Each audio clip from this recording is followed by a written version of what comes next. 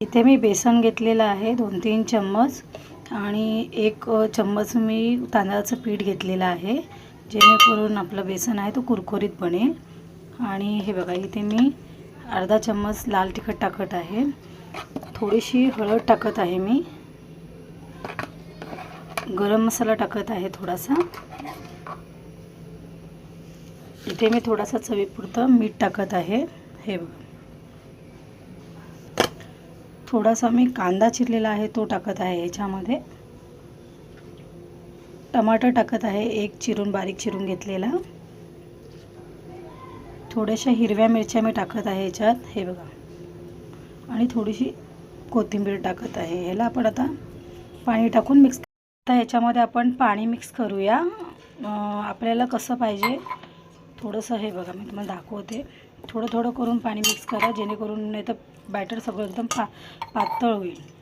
Mix करून आपण घेतलेलं आहे सगळं, आणि हे बघा अशा पद्धतीने इतकं आपल्याला पातळ पाहिजे। तर चला मग आता आपण तवा ठेवूया तापत। आपला तापला आहे, थोडासा आपण तव्यावरती तेल टाकलेलं आहे, आता आपण त्याच्यात बेसन पीठ टाकूया। मिनटं झालेले आहेत, आता आपण झाकण काढून बघूया। हे बघा, आणि वरून थोडंसं आपण तेल लावूया,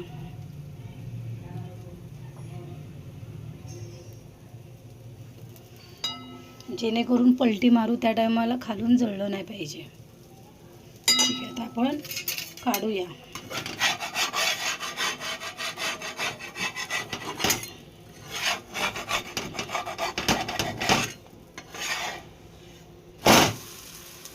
हे बघा कसं व्यवस्थित आपलं झालेलं आहे बघा, दोन्ही साईडने आता खरपूस आपण भाजून घेऊ।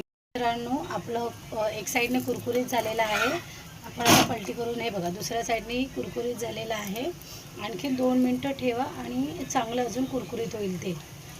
मग व्हिडिओ जर आवडला असेल तर लाईक करा, शेअर करा, सबस्क्राईब करायला विसरू नका। भेटूया नवीन व्हिडिओमध्ये।